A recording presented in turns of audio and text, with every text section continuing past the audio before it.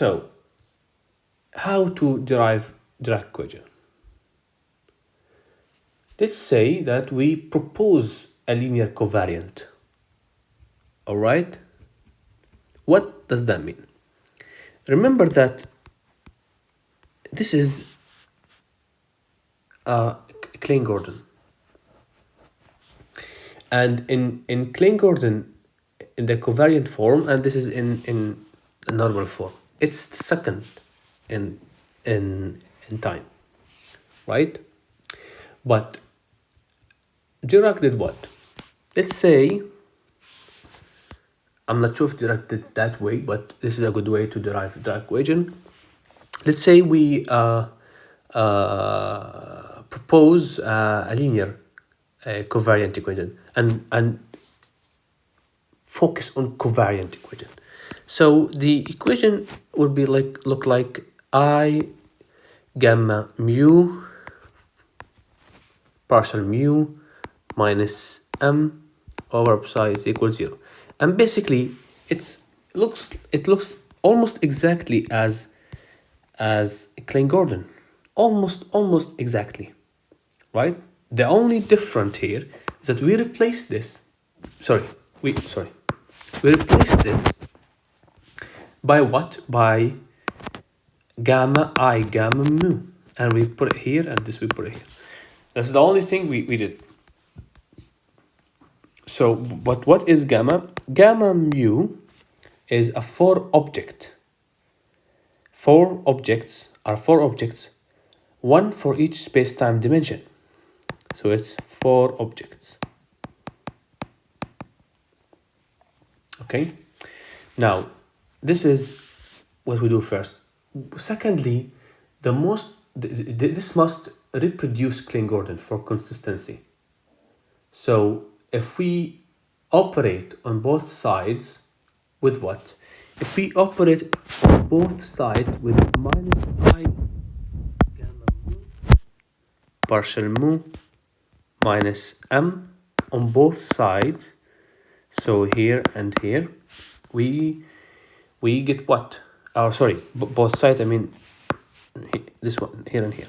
There is no benefit of operating over 0, but anyway. So if we operate, we get I minus I, gamma mu partial mu minus m, and here we have the I gamma mu partial mu minus m all operate on psi is equal 0. Okay. Sorry. And let's expand the product. Okay. To expand the product, we do what? We multiply each term by the other term, right? As a normal algebra. So minus I gamma mu partial mu times I gamma mu partial mu, and we let act on psi because we need to differentiate between the equations, and now minus I gamma mu partial mu acts on minus m. Sorry, my m is really weird. I'm writing very fast. Plus what?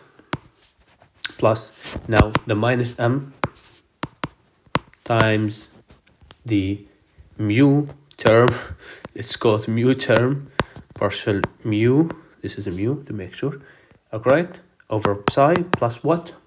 Plus minus m over psi is equal to 0. And if we put everything together, we will have what?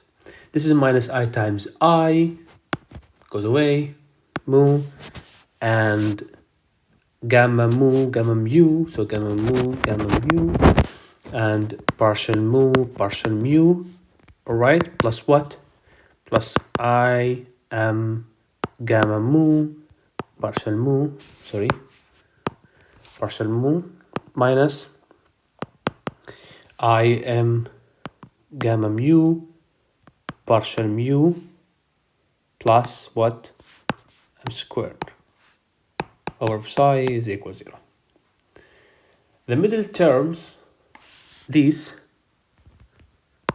cancel out because it's covariant. So mu mu, bye bye. Okay, we end up with what? We end up with gamma mu, gamma mu. This should be partial mu, partial mu, plus what? M squared over psi equals 0. Now, if we compare it with the Klein-Gordon equation, which is what? Compare. Klein-Gordon is partial mu, as you remember, partial mu there, all right, plus m squared over psi is equal 0. So what? Okay, we compared, then what? Then that means we need this term, alpha mu, because we have the same m. We have only the difference in this term. So gamma mu, partial mu to be eta mu, partial mu, partial mu. Okay. Now we will see what eta is, and since what? Since it's covariant, that means partial mu is equal partial mu. So because the partial derivatives here, the partial derivatives actually commute. Okay? And the only symmetric part of gamma mu matter. Why? Now we know why. Now I will tell you. Let's go back. So to make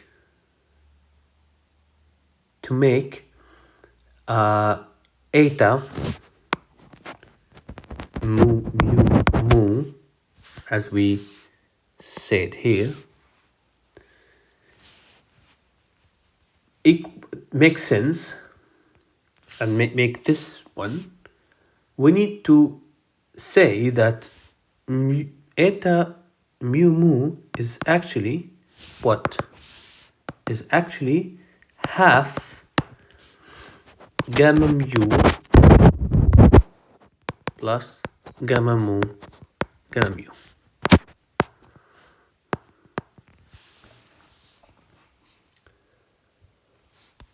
All right. Okay. So by this definition,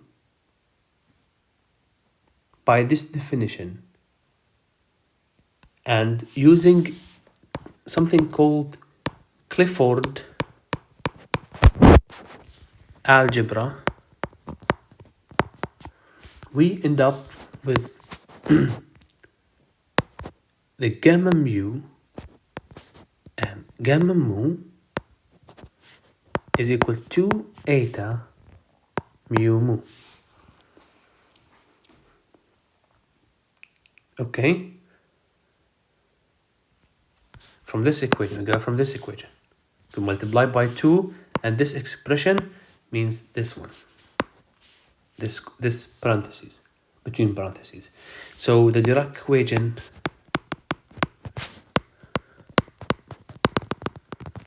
now is I alpha mu partial mu minus m psi is equal 0. And this is what? This is the proposed linear covariant equation, right? We propose it at first here.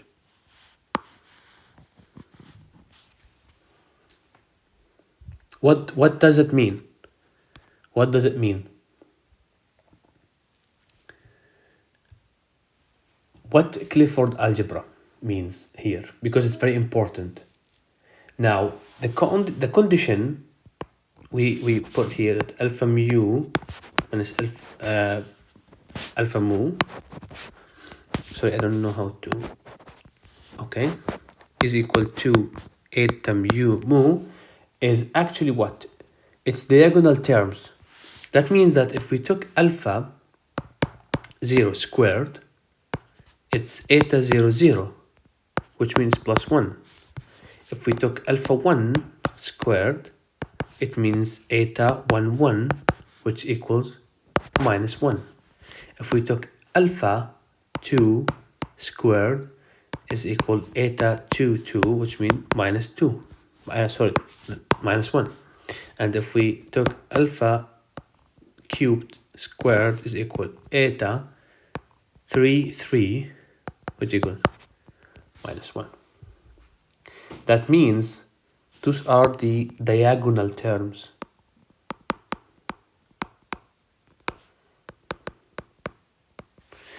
And if it was off diagonal,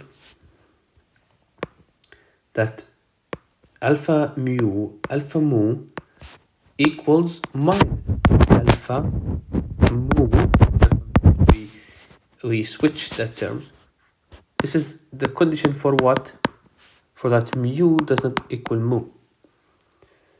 And now alpha mu anti-commute.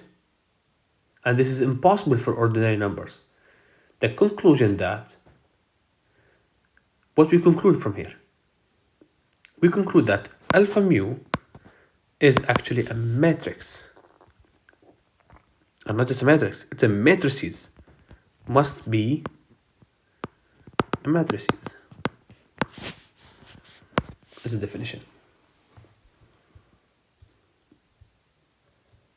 Okay. Now, what are these matrices? Now we remember Pauli matrices. Pauli matrices is what? Pauli matrices, we have sigma 1 is equal 0 1 1 0. We have sigma 2 is what? We have 0 on diagonal, we have minus I and I. Sigma 3 is what?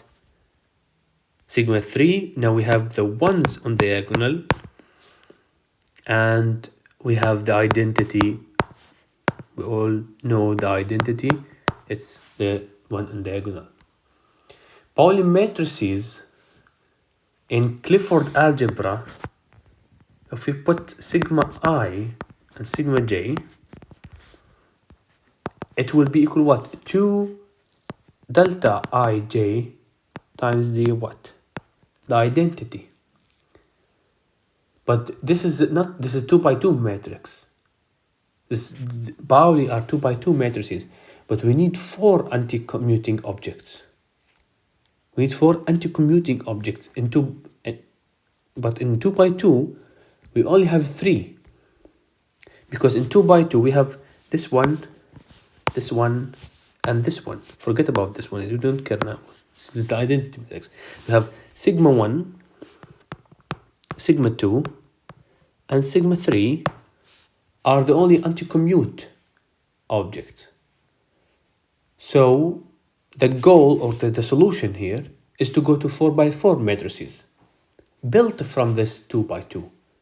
And by that definition, we can say that gamma 0 is the diagonalize the identity by changing the charge, this is minus I, and gamma I is 0, and we have sigma I and minus sigma I.